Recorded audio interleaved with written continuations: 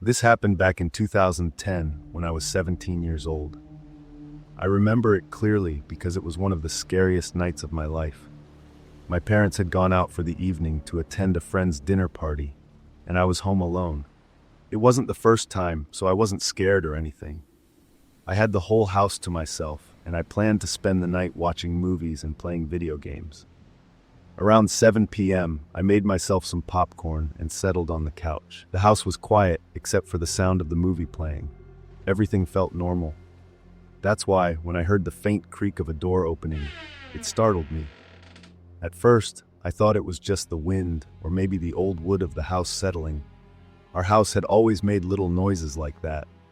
But then I heard it again, a slow creaking sound coming from the direction of the basement. I paused the movie and sat still, listening. My heart started beating a little faster. I tried to convince myself it was nothing. It's probably the wind, I told myself, but something felt off. I got up and walked toward the hallway that led to the basement door. The closer I got, the more uneasy I felt. When I turned the corner, I saw it. The basement door was open. Here's the thing. I knew for a fact I had closed it earlier. I always did. My mom was strict about keeping that door shut because the basement was full of junk, and she didn't want anyone tripping over something. I stood there, staring at the open door. The basement was pitch dark, and I couldn't see anything past the top of the stairs. I felt a chill run down my spine. "Hello?" I called out, my voice trembling slightly. There was no response. The silence felt heavy. I reached over and flicked on the basement light. It was one of those dim yellow bulbs that barely lit up the stairs. I couldn't see much further than the first few steps. Everything else was swallowed by shadows. I considered going down to check, but something in my gut told me not to. Instead, I shut the door and locked it. I tried to shake it off and went back to the living room. I told myself it was just the wind, or maybe I hadn't closed the door as well as I thought, but the uneasy feeling wouldn't go away.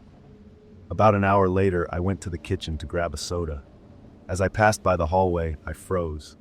The basement door was open again. This time, my chest tightened, and I felt a wave of panic. I knew I had locked it. I was absolutely sure. My hands started shaking as I grabbed a knife from the kitchen drawer. I stood at the edge of the hallway, staring at the open door. The light was still on, but the basement was as quiet as ever. "Who's there?" I shouted, trying to sound braver than I felt. Again, no response. I knew I couldn't just stand there all night. I had to check. Keeping the knife in my hand, I slowly walked to the door. My heart was pounding so hard I could hear it in my ears. I stood at the top of the stairs and peered down. The basement looked the same as always, cluttered with old boxes, furniture, and random stuff my parents had collected over the years. "Is anyone down there?" I called again. Nothing, just silence. I wanted to convince myself that I was imagining things. Maybe the door was broken, or the lock wasn't working properly. But deep down, I knew that wasn't it. I stepped down onto the first stair, then the second. My eyes scanned the room, looking for anything unusual. Everything seemed normal, until I saw it. There was a small pile of items in the middle of the floor that hadn't been there before. Old toys, a couple of books, and a broken lamp from the corner of the room. It looked like someone had gone through the boxes and pulled them out. My stomach dropped. I didn't stick around to investigate further. I backed up the stairs as fast as I could without turning my back on the room. Once I was back in the hallway, I slammed the door shut and locked it again. This time, I pushed a chair against the door, just to be sure. I went back to the living room and grabbed my phone. My first thought was to call my parents, but I didn't want to ruin their night out if it turned out to be nothing. So instead, I called my neighbor, Mr. Hargrove. He lived 2 houses down and was always quick to help if we needed anything. When he answered, I explained the situation as calmly as I could. He told me to stay put and that he'd be over in a few minutes. Those were the longest 10 minutes of my life. I kept checking the basement door, half expecting it to open again. When Mr. Hargrove finally knocked on the front door, I almost jumped out of my skin. He came in with a flashlight and a baseball bat. I explained everything again, and he nodded, looking serious. "Let's check it out," he said. I followed him as he went to the basement door. He moved the chair aside, unlocked the door, and opened it. The two of us went down the stairs together.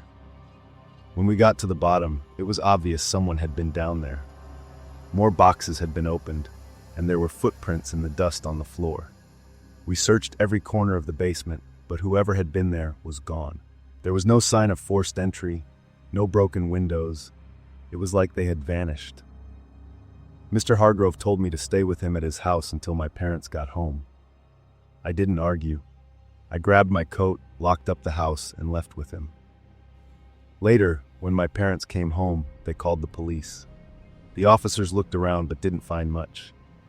They said it was possible someone had entered the house earlier in the day and hidden in the basement until they had a chance to leave. To this day, I don't know how they got in or what they were looking for. But I'll never forget that feeling of standing at the top of those stairs, knowing someone had been there, watching. Even now, more than a decade later, I always double-check the locks on my doors, and I never, ever leave the basement door open. It was a quiet Saturday afternoon in 2014. I remember it clearly because it was one of the first weekends I had the house all to myself. My parents had gone out of town, and I was excited to relax. I'd made a cup of tea, curled up on the couch, and was flipping through TV channels when the doorbell rang. At first, I thought it was probably a neighbor or someone selling something. I wasn't expecting anyone. When I opened the door, there was no one there, just a package sitting on the doorstep. The box was plain and about the size of a shoebox. I bent down to pick it up, and that's when I noticed something strange. It wasn't addressed to me. The name on the label read, John Weaver. I froze for a second, staring at the label. The address was mine, but I didn't know anyone named John Weaver. It didn't make sense. I figured it must be a mix-up, maybe a mistake by the delivery company. I brought the package inside and set it on the kitchen table. For a while, I just looked at it. Part of me wanted to open it, just out of curiosity, but I knew I shouldn't. It wasn't mine, after all. Instead, I thought I'd call the delivery company later to let them know. The rest of the afternoon went by uneventfully. I watched a movie, made a snack, and almost forgot about the package.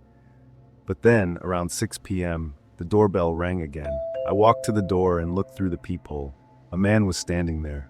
He was tall, maybe in his late 40s, with a scruffy beard and a baseball cap pulled low over his eyes. He didn't look familiar. "Can I help you?" I asked through the door. "I'm here for my package," he said. His voice was calm, but something about it made me uneasy. "Your package," I repeated. "Yeah," he said. "It was delivered here by mistake. Name's John Weaver." My stomach tightened. How did he know it was here? I hadn't told anyone about it. Maybe the delivery company had contacted him. That seemed possible, but something about the whole situation felt off. I hesitated, then said, "Hang on a second." I left the door closed and went to the kitchen. The package was still sitting on the table. I stared at it, debating what to do. Something about the man didn't feel right. When I came back to the door, I didn't open it. Instead, I spoke through the wood. "How did you know the package was here?" I asked. There was a pause before he answered. "The delivery company told me. They said they dropped it at your address by mistake." It sounded reasonable, but his tone felt off. There was something in his voice that didn't sit well with me, like he was trying too hard to sound casual. "Do you have any ID?" I asked. "Something to show that you're John Weaver?" Another pause. Then he sighed. "Look, I just need my package, okay? It's mine. Can you just hand it over?" Now I was really nervous. If it was really his, why wouldn't he just show me some proof? I decided to trust my gut. "I think I'll hold on to it for now," I said. "You can contact the delivery company and have them sort it out." That's when his tone changed. He went from calm to frustrated in an instant. "Listen, kid, just give me the package. You don't know what's in it, and it's none of your business." My heart was racing now. "I'm not opening the door," I said firmly. For a moment, it was silent. Then I heard him mutter something under his breath before walking away. I stayed by the door, listening, until I was sure he was gone. I felt shaken but relieved. I locked all the doors and windows and decided to call the police, just to be safe. When I explained the situation to the dispatcher, they sent an officer to check things out. The officer arrived about 20 minutes later. I told him everything, showed him the package, and described the man. The officer took the package with him, saying they'd look into it. I never found out what was in the box or who John Weaver really was. The police didn't contact me again, and I didn't ask. But for weeks after that, I felt uneasy, like someone was watching the house. Even now, 10 years later, I still think about that day. I don't know if I overreacted or if I avoided something much worse. Whatever it was, I'm just glad I trusted my instincts. This happened years ago when I was still living with my parents. It was a quiet Friday evening, and I was home alone. My parents had gone out for the night, leaving me by myself to relax and unwind. It felt like the perfect evening to watch TV, snack, and just enjoy some time to myself. It was around 7:30 p.m. when I first noticed it.